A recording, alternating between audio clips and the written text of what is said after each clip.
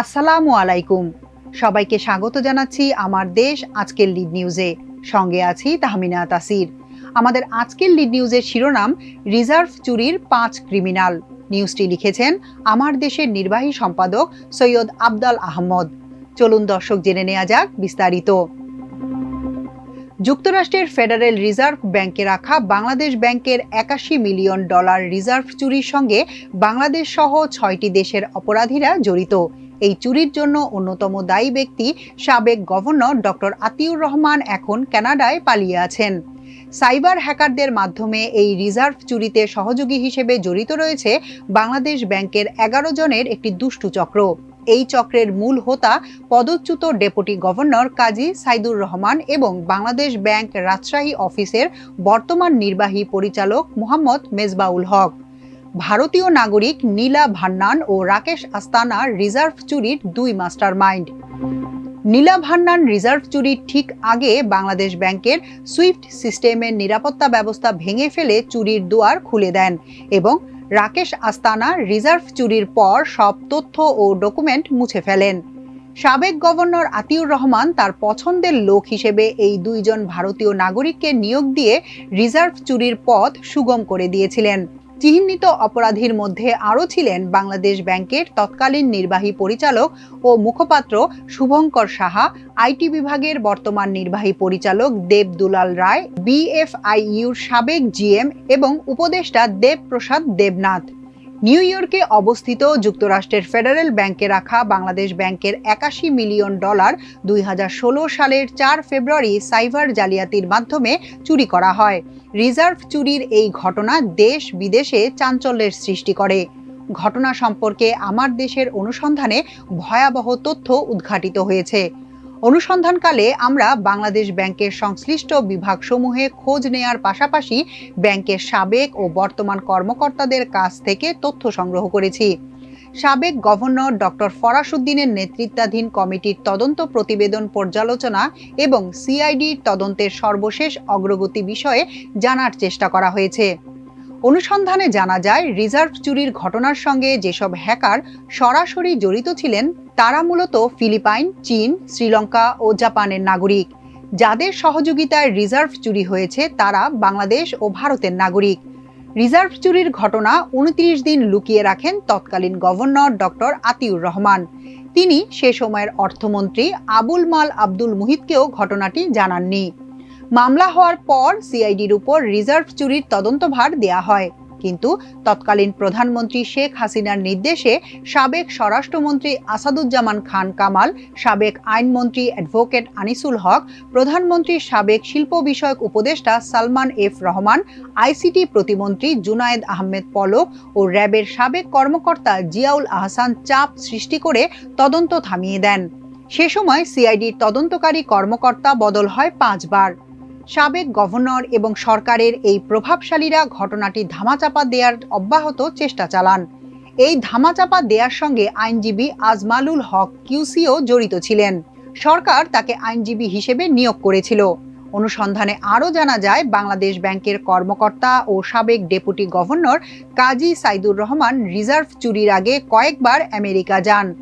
সজীব ওয়াজেদ জয়ের সঙ্গে সাইদুর রহমানের আগে থেকেই ঘনিষ্ঠতা ছিল বলে সংশ্লিষ্ট নির্ভরযোগ্য সূত্র জানায়। সন্দেহ করা হচ্ছে হ্যাকারদের মাধ্যমে রিজার্ভ চুরির পরিকল্পনার সঙ্গে জয়ের সংশ্লিষ্টতা থাকতে পারে। বিষয়টি সিআইডি তদন্ত করছে।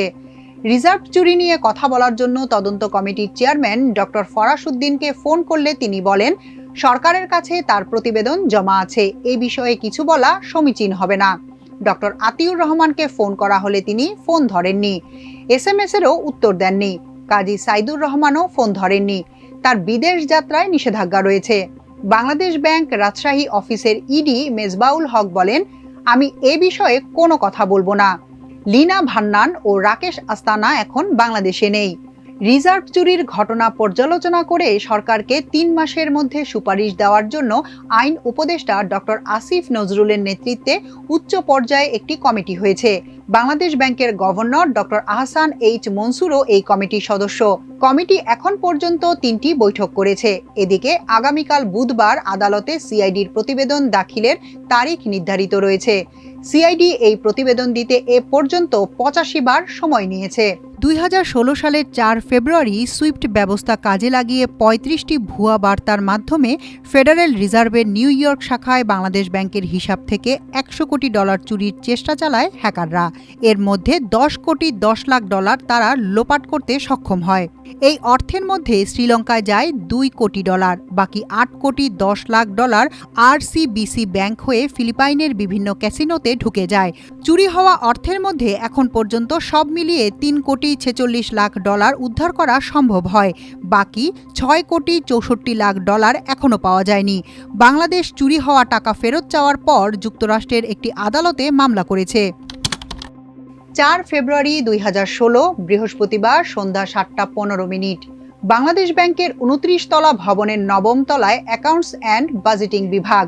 সহকারী পরিচালক শেখ রিয়াজউদ্দিন তার কম্পিউটার লগ আউট করেন।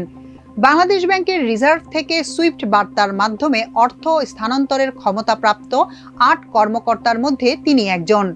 লগ আউটের আগে ১৮টি সুইফট বার্তার মাধ্যমে ফেডারেল রিজার্ভ অব নিউ ইয়র্কে রাখা রিজার্ভ থেকে $৩১ কোটি ৯৭ লাখ ১,২০১ মার্কিন পেমেন্ট ট্রান্সফারের নির্দেশনা দিয়ে তিনি অফিস ত্যাগ করেন। যাওয়ার আগে রিয়াজউদ্দিন একবারের জন্য ভাবতে পারেননি অভিশপ্ত ও কলঙ্কিত একটি রাত পার করতে যাচ্ছে বাংলাদেশ। পৃথিবীর ইতিহাসে নজিরবিহীন সবচেয়ে বড় রিজার্ভ চুরির ঘটনা ঘটতে যাচ্ছে এই রাতে। রিয়াজউদ্দিন তার কম্পিউটার লগ আউট করে চলে যাওয়ার পরপরই রাত ৮টা ৩৬ থেকে ৫ ফেব্রুয়ারি ভোর ৩টা ৫৯ পর্যন্ত মোট ৩৫ বার প্রতারণামূলক সুইফট বার্তার মাধ্যমে হ্যাকাররা ফেডারেল রিজার্ভ অব নিউ ইয়র্কে $৯৫ কোটি ১০ লাখ ৬,৮৮৬ মার্কিন বিদেশি ব্যাংকে স্থানান্তরের নির্দেশ দেয়।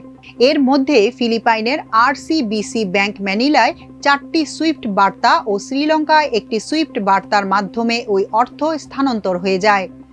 তখনও বাংলাদেশ ব্যাংক কর্মকর্তারা তা জানেন না।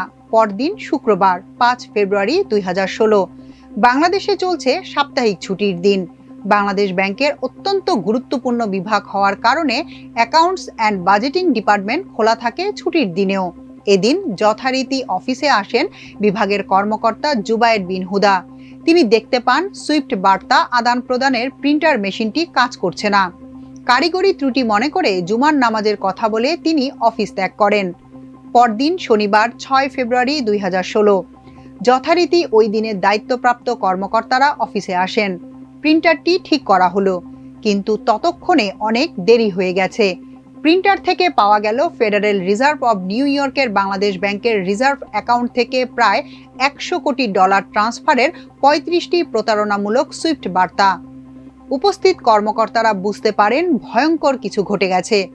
তাৎক্ষণিকভাবে তারা ঊর্ধ্বতন কর্তৃপক্ষের সঙ্গে যোগাযোগ করেন, কিন্তু আশানুরূপ সাড়া পাওয়া গেল না। এ বিভাগের কর্মকর্তা বদরুল হক বিষয়টি নিয়ে ডেপুটি গভর্নর এবং গভর্নরের সঙ্গে কথা বলেন, কিন্তু সেখান থেকেও কোনো সিদ্ধান্ত পাওয়া গেল না। উপস্থিত কর্মকর্তাদের পরামর্শক্রমে বদরুল হক যোগাযোগ করলেন রিজার্ভ ম্যানেজমেন্টের সবচেয়ে গুরুত্বপূর্ণ বিভাগ ফরেক্স রিজার্ভ অ্যান্ড ট্রেজারি ম্যানেজমেন্টের তৎকালীন জিএম কাজী সাইদুর রহমানের সঙ্গে। তিনিও বিষয়টি তার এখতিয়ারে নয় বলে এড়িয়ে গেলেন। অথচ রিজার্ভ থেকে ফান্ড ট্রান্সফারের অরিজিনেটিং সেকশন, ফন্ড অফিস এবং ফান্ড ট্রান্সফারের যাবতীয় তথ্য যাচাই বাছাই করার সেকশন মিডল অফিস সাইদুর রহমানের দায়িত্বে থাকা ফরেক্স রিজার্ভ অ্যান্ড ট্রেজারি ম্যানেজমেন্ট বিভাগের আওতাধীন। সবচেয়ে বেশি দায় দায়িত্ব তার উপর বর্তালেও তিনি সেদিন অফিসে এসে বিষয়টি সরজমিনে দেখে ব্যবস্থা নিতে অপারগতা প্রকাশ করেন। অথচ রিজার্ভ চুরির ঘটনার কিছুদিন আগেই তিনি ফেডারেল রিজার্ভ অব নিউ ইয়র্কে রিজার্ভ সংক্রান্ত একটি সেমিনারে অংশ নিয়েছিলেন। রিজার্ভ ম্যানেজমেন্টের অপর ট্রেনিং সেমিনার ইত্যাদিতে অংশগ্রহণের জন্য ওই কর্মকর্তা অনেকবার আমেরিকায় যান। এটা ব্যাংকে বিরল ঘটনা হিসেবে চিহ্নিত। বাংলাদেশ ব্যাংকের সহকারী পরিচালক হিসেবে যোগদানের পর থেকে ডেপুটি গভর্নর হওয়া পর্যন্ত একটানা দীর্ঘ ৩৫ বছরের অধিককাল তিনি এর দায়িত্বে ছিলেন, যেটি বাংলাদেশ ব্যাংকে অত্যন্ত খারাপ নজির হিসেবে মনে করা হয়। সাইদুর রহমানকে রিজার্ভ চুরির সঙ্গে জড়িত ব্যক্তিদের মধ্যে অন্যতম কুশীলব হিসেবে চিহ্নিত করা হয়েছে তদন্ত রিপোর্টে। এই সাইদুর রহমান এমন একজন কর্মকর্তা যার একান্ত অনুগত ও অনুসারী ছাড়া এই বিভাগের অন্য কোনো কর্মকর্তার পদায়ন হওয়া ছিল অসম্ভব ব্যাপার। তার সঙ্গে আপোষ রফা ছাড়া ব্যাংকের প্রয়োজনের সময় বৈদেশিক মুদ্রা ক্রয় বিক্রয় করাও ছিল অসম্ভব ব্যাপার। এটি ব্যাংকিং সেক্টরে সর্বজন বিদিত। 5 আগস্ট 2024-এর রাজনৈতিক পট পরিবর্তনের পর বাংলাদেশ ব্যাংকের সর্বস্তরের কর্মকর্তা কর্মচারীদের তীব্র আন্দোলনের মুখে অত্যন্ত অপদস্থ ও শারীরিকভাবে লাঞ্ছিত হয়ে এই কর্মকর্তা যখন পদত্যাগপত্র জমা দিয়ে সেনাবাহিনীর গাড়িতে চড়ে বাংলাদেশ ব্যাংক চত্বর ত্যাগ করেন, তখন শত শত কর্মকর্তা কর্মচারী তাকে ঘিরে রিজার্ভ চোর বলে স্লোগান দেন। 2016 সালের 4 ফেব্রুয়ারি রাত 8:36 থেকে 5 ফেব্রুয়ারি ভোর রাত 3:59 পর্যন্ত হ্যাকাররা নিউ ইয়র্কের ফেডারেল রিজার্ভ ব্যাংক থেকে রক্ষিত বাংলাদেশের রিজার্ভ হিসাব থেকে 35টি প্রতারণামূলক সুইফট বার্তার মাধ্যমে 101 মিলিয়ন মার্কিন ডলার স্থানান্তরের বার্তা পাঠায়। আগেই উল্লেখ করেছি, 5 ও 6 ফেব্রুয়ারি ছিল বাংলাদেশের সাপ্তাহিক ছুটির দিন। পরদিন 7 ফেব্রুয়ারি রোববার নিউ ইয়র্কে ছুটির দিন। তারপর দিন 8 ফেব্রুয়ারি চায়না হলিডের কারণে ফিলিপাইনে বর্ধিত ছুটির দিন। হ্যাকাররা আগে থেকেই টানা ছুটির এই 4 দিনের অপেক্ষায় ছিল। পরিকল্পনা মাফিক এই ছুটির দিনে প্রতারণামূলক অর্থ স্থানান্তরের মাধ্যমে নিজেদের হিসাবে অর্থ বুঝে নিয়ে সটকে পড়াই ছিল তাদের পরিকল্পনা। চুরির ঘটনাটি ঘটে 4 ফেব্রুয়ারি রাতে। 5 ফেব্রুয়ারি শুক্রবার সুইফট বার্তা আদান প্রদানের প্রিন্টার মেশিনটি নষ্টের কারণে বাংলাদেশ ব্যাংকের সংশ্লিষ্ট কর্মকর্তা জুবায়ের বিন হুদা এটিকে যান্ত্রিক ত্রুটি মনে করে জুমার নামাজের কথা বলে অফিস ত্যাগ করেন। পরদিন শনিবার প্রিন্টার ঠিক করা হলে অনেকগুলো প্রতারণামূলক সুইফট বার্তার কপি দেখতে পেয়ে উপস্থিত কর্মকর্তারা বুঝতে পারেন ভয়ঙ্কর কিছু একটা ঘটে গেছে। তাৎক্ষণিকভাবে তারা ঊর্ধ্বতন কর্মকর্তার গোচরে আনলেও যথাসময়ে কোনো ব্যবস্থা গ্রহণ করা হয়নি। এমনকি বাংলাদেশ ব্যাংকের সংশ্লিষ্ট বিভাগের কর্মকর্তারা থানায় জিডি করতে চাইলেও তা করতে দেয়া হয়নি। 1 মার্চ 2016 পর্যন্ত এ বিষয়ে কাউকে কোনো কিছু না জানানোর সিদ্ধান্ত নেন তৎকালীন গভর্নর ডক্টর আতিউর রহমান। বাংলাদেশ ব্যাংকের গভর্নর ডক্টর আতিউর রহমানই রিজার্ভ চুরির পথ করে দেন। অনুসন্ধানে জানা গেছে, আইটি বিশেষজ্ঞ লীনা ভান্নান ও রাকেশ আস্তানা নামে দুজন ভারতীয় নাগরিককে নিয়োগ দেওয়ার মাধ্যমে এ পথ সৃষ্টি হয়। এ দুজন ভারতীয় নাগরিক ডক্টর আতিউরের খুব পছন্দের ছিল। লীনা ভান্নান রিজার্ভ চুরির আগে বাংলাদেশ ব্যাংকের সুইফট সিস্টেমের নিরাপত্তা নষ্ট করে দিয়ে চুরির দুয়ার খুলে দেন এবং রাকেশ আস্তানা রিজার্ভ চুরির পর সিস্টেম থেকে চুরি সব তথ্য ও ডকুমেন্ট মুছে ফেলেন। রিজার্ভ চুরির নেপথ্যে অন্যতম গুরুত্বপূর্ণ কাজ ছিল দেশের অভ্যন্তরে স্থানীয়ভাবে লেনদেনের জন্য ব্যবহৃত আরটিজিএস এর সঙ্গে বৈদেশিক মুদ্রা লেনদেনে ব্যবহৃত সুইফট সিস্টেমের সংযোগ স্থাপন। এটা ছিল পূর্ব পরিকল্পিত। এর ফলে একসঙ্গে সংযোগ স্থাপিত হয়ে যায় বাংলাদেশ ব্যাংকের প্রায় 5000 কম্পিউটার এবং mutual trust bank, BRAC bank ও সিটিএন এর কয়েক হাজার কম্পিউটারের লোকাল এরিয়া নেটওয়ার্ক। সংযোগ স্থাপনের এই কাজটি করেন ভারতীয় নাগরিক লীনা ভান্নান। গভর্নরের নির্দেশে তাকে এ কাজে সর্বাত্মক সহযোগিতা করেন তৎকালীন ইডি ও বাংলাদেশ ব্যাংকের মুখপাত্র শুভঙ্কর সাহা, আইটি বিভাগের তৎকালীন কর্মকর্তা ও বর্তমান ওই বিভাগের ইডি দেবদুলাল রায়। লীনা ভান্নান তার কাজের ফাঁকে ফাঁকে অ্যাকাউন্টস অ্যান্ড বাজেটিং বিভাগের কর্মকর্তা রিয়াজ, সালেহিন ও জোবায়ের বিন হুদার ইউজার আইডি এবং ফিঙ্গার স্ট্রোক পাসওয়ার্ড সহ গুরুত্বপূর্ণ তথ্য অতি সন্তর্পণে জেনে নিয়ে নিজের কাছে সংরক্ষণ করেন। রিজার্ভ চুরির পেছনে তাই অন্যতম মাস্টারমাইন্ড হিসেবে চিহ্নিত লীনা ভান্নান। পরিকল্পনা অনুযায়ী হ্যাকাররা 2015 সালের প্রারম্ভেই বাংলাদেশ ব্যাংকের সুইফট সিস্টেমে একটি ম্যালওয়্যার ভাইরাস প্রবেশ করাতে সক্ষম হয়, যার সুবাদে রিজার্ভ থেকে অর্থ স্থানান্তরের জন্য ব্যবহৃত কম্পিউটারের আইডি ও পাসওয়ার্ড তারা জেনে যান। 2015 সালের জানুয়ারি মাসে বাংলাদেশ ব্যাংকের 36 জন কর্মকর্তার কাছে ম্যালওয়্যারযুক্ত ইমেল পাঠানো হয়। অন্তত 3 জন কর্মকর্তা তাতে সায় দেন। এদের মধ্যে একজন হলেন তৎকালীন গভর্নর ডক্টর আতিউর রহমানের প্রোটোকল অফিসার আসাদুজ্জামান। এ 3 জন ম্যালওয়্যারযুক্ত অ্যাটাচমেন্ট ফাইল ওপেন করেন, আর এতে খুব সহজেই বাংলাদেশ ব্যাংকের কম্পিউটার নেটওয়ার্ক সিস্টেমে ঢুকে পড়ে হ্যাকাররা। বাংলাদেশ ব্যাংকের সব কম্পিউটারের নিয়ন্ত্রণ চলে যায় তাদের হাতে। তারা অনায়াসেই সাইবার সিকিউরিটির প্রাচীর ভাঙতে সমর্থ হয়। উল্লেখ্য, বাংলাদেশ ব্যাংকের সব কম্পিউটার পরস্পরের সঙ্গে ইন্টারকানেক্টেড থাকায় হ্যাকাররা একটার পর একটা কম্পিউটারে শেষ পর্যন্ত সুইফটের সঙ্গে সংযুক্ত কম্পিউটারের কাছে পৌঁছাতে সক্ষম হয়। রিজার্ভ চুরির পর সংশ্লিষ্ট কম্পিউটার থেকে রিজার্ভ চুরির সব তথ্য ডকুমেন্টস মুছে ফেলা হয়। দীর্ঘ 1.5 মাস ধরে এই কাজটি করেন ডক্টর আতিউরের নিয়োগ দেয়া অপর ভারতীয় নাগরিক রাকেশ আস্তানা। দেশের নিরাপত্তা বাহিনী, সরকারের সংশ্লিষ্ট বিভাগ, অর্থ মন্ত্রণালয় এবং স্থানীয় আইডি বিশেষজ্ঞ কাউকে না জানিয়ে অত্যন্ত গোপনীয়তার সঙ্গে গভর্নর আতিউর এ কাজে নিয়োগ দেন রাকেশ আস্তানাকে।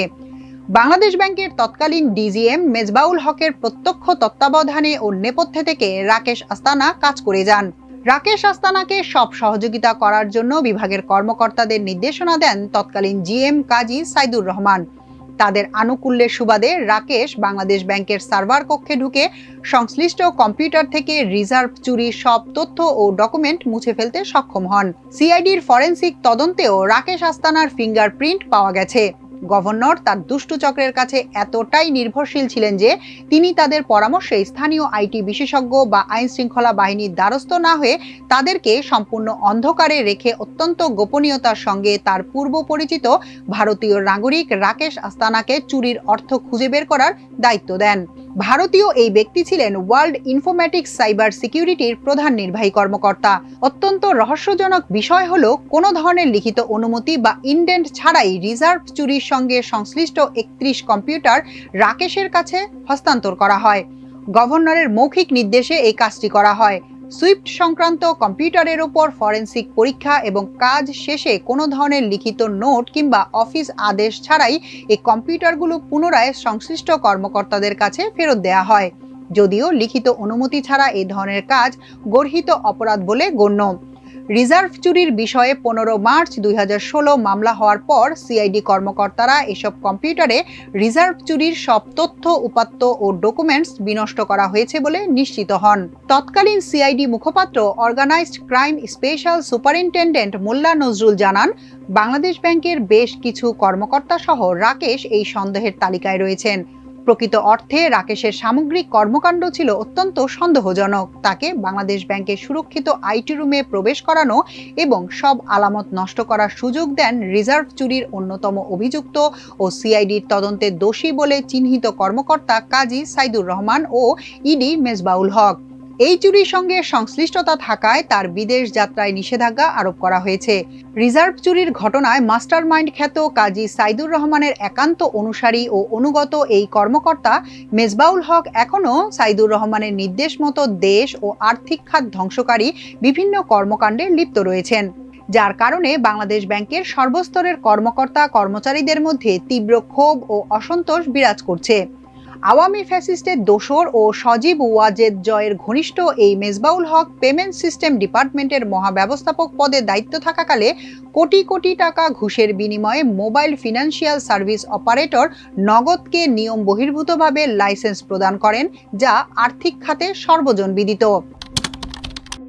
অবৈধ অর্থ লেনদেনের জন্য ফিলিপাইনের ক্যাসিনো সম্রাট ও অসৎ ব্যাংক কর্মকর্তাদের বেছে নেওয়া হয়। তাই এই চুরির অর্থ স্থানান্তরের জন্য হ্যাকারদের পছন্দের শীর্ষে ছিল ফিলিপাইন। এই লক্ষ্যে তারা ম্যানিলায় আরসিবিসি মাকাতি শাখায় 2015 সালের মে মাসে একজন চীনা নাগরিকের মাধ্যমে $500 জমা দিয়ে 4টি হিসাব খোলে। হিসাব খোলার পর ফেব্রুয়ারি 2016 সাল পর্যন্ত প্রায় 9 মাস তারা একেবারেই চুপচাপ ছিল, যাতে কোনো সন্দেহের সৃষ্টি না হয়।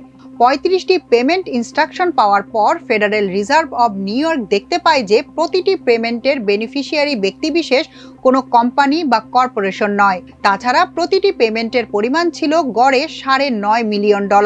এতে করে তাদের সন্দেহ হয় এবং তারা বাংলাদেশ ব্যাংকের কাছে বেনিফিশিয়ারির বিষয়ে অধিকতর ব্যাখ্যা চায়। ফলে 35টি বার্তার মধ্যে 30টির পেমেন্ট বন্ধ করা সম্ভব হলেও 5টির বিপরীতে $101 মিলিয়ন স্থানান্তরিত হয়ে যায়, যার মধ্যে একটি বার্তার বিপরীতে $20 মিলিয়ন শ্রীলঙ্কায় এবং 4টি বার্তার বিপরীতে $81 মিলিয়ন ফিলিপাইনের আরসিবিসি ব্যাংকের 4টি ব্যক্তিগত অ্যাকাউন্টে স্থানান্তরিত হয়, যা একক ব্যক্তি দ্বারা পরিচালিত। শ্রীলঙ্কায় প্রেরিত $20 মিলিয়নের বেনিফিশিয়ারি ছিল শাইলিকা ফাউন্ডেশন নামীয় একটি অলাভজনক এনজিও প্রতিষ্ঠান।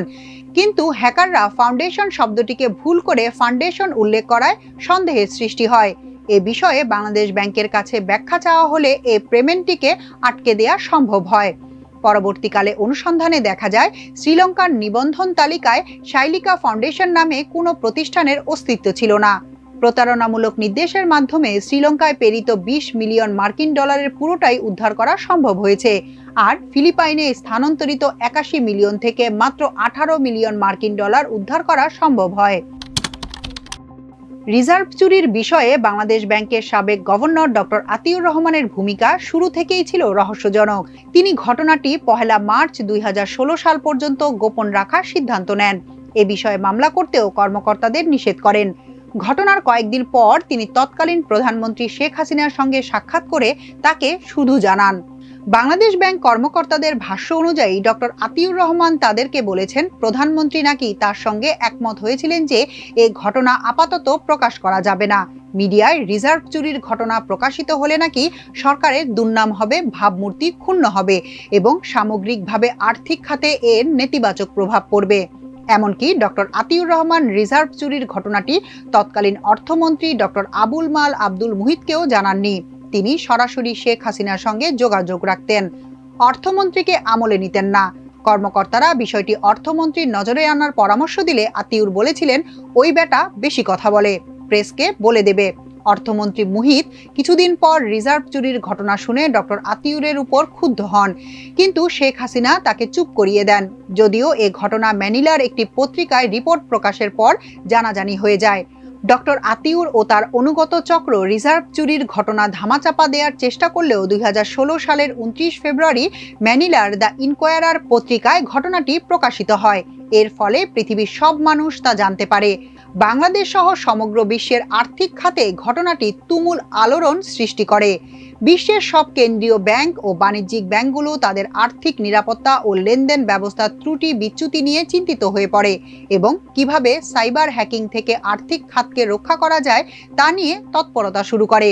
বাংলাদেশেও এর তীব্র প্রতিক্রিয়ার সৃষ্টি হয়।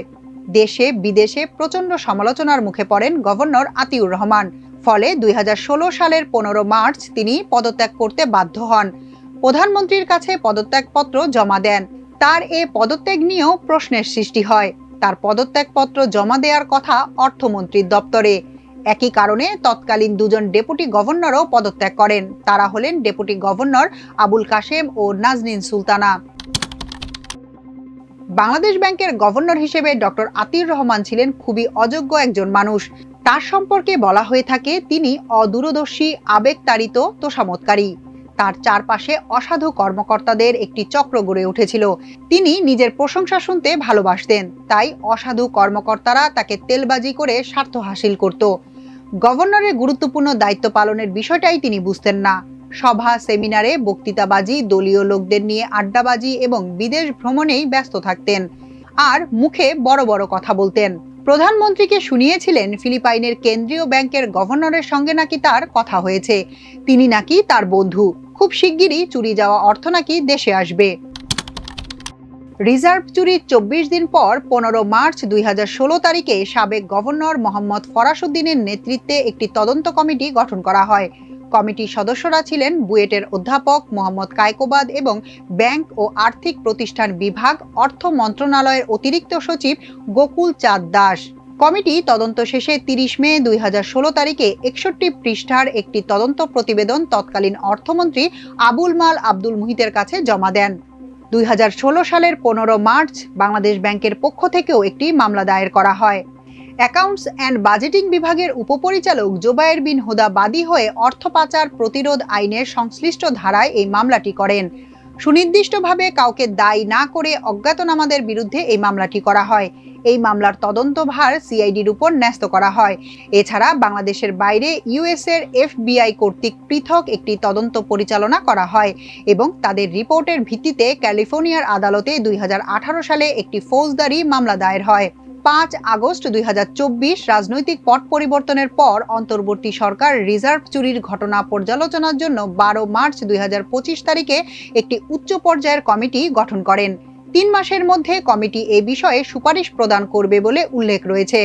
আইন উপদেষ্টা ডক্টর আসিফ নজরুলকে সভাপতি করে জ্বালানি উপদেষ্টা ফাউজুল কবির খান, বাংলাদেশ ব্যাংকের গভর্নর আহসান এইচ মনসুর, রূপালী ব্যাংকের চেয়ারম্যান নজরুল হুদা, বিমান বাংলাদেশ এয়ারলাইন্সের পরিচালক আলী আশফাককে সদস্য করে উক্ত কমিটি গঠন করা হয়। কমিটির সদস্য সচিব হিসেবে রয়েছেন ফয়েজ আহমেদ, প্রধান উপদেষ্টার বিশেষ সহকারী, তথ্য ও প্রযুক্তি মন্ত্রণালয়। 13 এপ্রিল 2025 তারিখে কমিটির প্রথম সভা অনুষ্ঠিত হয়, যেখানে কমিটির সবাই উপস্থিত ছিলেন। তারা মোহাম্মদ ফরাসউদ্দিনের রিপোর্ট পর্যালোচনা করেন এবং সিআইডির তদন্ত প্রতিবেদন দাখিলের হাল নাগাদ অগ্রগতি নিয়ে পর্যালোচনা করেন। রিজার্ভ চুরির মূল কারণ নিঃসন্দেহে বাংলাদেশ ব্যাংকের সিকিউরিটি সিস্টেমের দুর্বলতা, দায়িত্বরত কর্মকর্তাদের অসতর্কতা, অসাবধানতা ও অবহেলা। অ্যাকাউন্টস অ্যান্ড বাজেটিং বিভাগের কিছু কর্মকর্তার ইউজার আইডি, পাসওয়ার্ড ইত্যাদি ব্যবহার করে হ্যাকাররা তাদের অভীষ্ট লক্ষ্যে পৌঁছাতে সক্ষম হয়েছে। এই বিভাগের কর্মকর্তা শেখ রিয়াজউদ্দিন, সালেহীন, জোবায়ের বিন হুদার নাম প্রিন্ট ও ইলেকট্রনিক মিডিয়ায় ব্যাপকভাবে প্রচারিত হয়। এমনকি ফরাসউদ্দিনের রিপোর্টের বরাত দিয়েও তাদেরকে দায়ী করা হয়েছে। কিন্তু রিজার্ভের সঙ্গে সংশ্লিষ্ট অত্যন্ত গুরুত্বপূর্ণ একটি বিভাগ হল FRTMD। এই বিভাগের ঊর্ধ্বতন কয়েকজন কর্মকর্তা, ভারতীয় দুজন নাগরিকের ভূমিকা সবচেয়ে বেশি প্রশ্নবিদ্ধ ও রহস্যজনক। রিজার্ভের অর্থ সুরক্ষা, সংরক্ষণ ও পরিচালনার মূল দায়িত্ব বাংলাদেশ ব্যাংকের FRTMD বিভাগের। রিজার্ভের অর্থ লেনদেন, স্থানান্তর ও বিনিয়োগ সহ সার্বিক কর্মকাণ্ড পরিচালিত হয় এই বিভাগের ফ্রন্ট অফিস ও মিডল অফিসের মাধ্যমে। লেনদেন স্থানান্তরের নির্দেশনা দেয়া হয় অ্যাকাউন্টস অ্যান্ড বাজেটিং বিভাগের ব্যাক অফিসের মাধ্যমে। তাই রিজার্ভ চুরিতে এই বিভাগের ঊর্ধ্বতন কর্মকর্তারা কোনোভাবেই দায় এড়াতে পারেন না।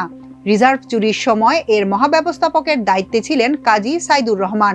জানা যায়, চুরির অল্প কয়েকদিন আগে তিনি নিউ ইয়র্কের ফেডারেল রিজার্ভে একটি সেমিনারে অংশগ্রহণ করেন।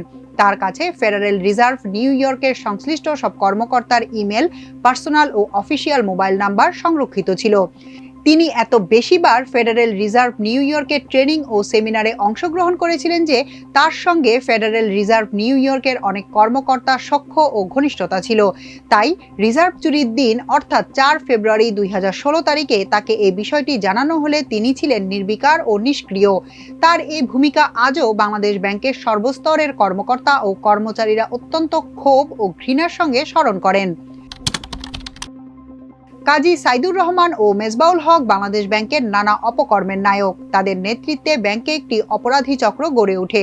এ চক্রের সঙ্গে আরও ছিলেন তৎকালীন নির্বাহী পরিচালক শুভঙ্কর সাহা, বর্তমান নির্বাহী পরিচালক দেব দুলাল ও দেব প্রসাদ দেবনাথ প্রমুখ। এরা রিজার্ভ চুরির প্রত্যক্ষ সহযোগিতায় যেমন ছিলেন, তেমনি ব্যাংকের নানা অপকর্মের সঙ্গেও জড়িত। অভাবনীয় কায়দায় নিজেরা একের পর এক পদোন্নতি নিয়েছেন। রিজার্ভের স্থিতি বাড়িয়ে দেখানো, কৃত্রিমভাবে ডলারের সঙ্গে টাকার মান বাড়িয়ে দেখানো, ডলার বাজার অস্থিতিশীল করা, বিদেশে ডলার পাচার ও ঘুষ দুর্নীতি সহ নানা অপকর্মে জড়িত থাকার অভিযোগ রয়েছে তাদের বিরুদ্ধে। এই চক্রটির সঙ্গে সজীব ওয়াজেদ জয়ের যোগাযোগ ছিল বলে জানা যায়। বিভিন্ন শীর্ষ ব্যবসায়ীকে বেনামি ঋণ দিতে লবিস্ট হিসেবে কাজ করেছেন। এছাড়া সরকারি বেসরকারি বিভিন্ন ব্যাংকের উপর প্রভাব বিস্তার করেন। কাজী সাইদুর রহমান শুধু জয়ের সঙ্গেই নয়, সাবেক অর্থমন্ত্রী মোস্তফা কামাল, সাবেক প্রধানমন্ত্রী শেখ হাসিনার উপদেষ্টা সালমান এফ রহমান, বিতর্কিত ব্যবসায়ী এস আলম, সাবেক মুখ্য সচিব আহমদ কায়কাউস, তৎকালীন দুদক সচিব মোজাম্মেল হক, NSI ডিজি জুবাইরের সঙ্গেও ঘনিষ্ঠতা ছিল। রিজার্ভে অর্থ দিয়ে রপ্তানি উন্নয়ন তহবিল গঠন করেও ব্যবসায়ীদের সুবিধা দেন কাজী সাইদুর রহমান। এর মধ্যে তার হাত দিয়ে সবচেয়ে বেশি সুবিধা পায় সালমান এফ রহমানের প্রতিষ্ঠান। হলিউডের ইউনিভার্সাল স্টুডিও থেকে বিলিয়ন ডলার হাইস্ট নামে বাংলাদেশ ব্যাংকের রিজার্ভ চুরির ঘটনা নিয়ে সিনেমা হয়েছে। একদল হ্যাকার কিভাবে বাংলাদেশ ব্যাংকের নিরাপত্তা ব্যবস্থা ভেঙে 81 মিলিয়ন ডলার চুরি করতে সক্ষম হয় এবং হ্যাকারদের সামান্য ভুল টাইপের কারণে আরও বেশি অর্থ হাতিয়ে নেওয়া থেকে বাংলাদেশ ব্যাংক রক্ষা পায়, সেই অবিশ্বাস্য কাহিনী সিনেমার উপজীব্য। এখনকার মতো এ পর্যন্তই। সবাই ভালো থাকুন, সুস্থ থাকুন আমার দেশের সঙ্গে। চ্যানেলটি ভালো লাগলে সাবস্ক্রাইব করুন। আল্লাহ হাফেজ।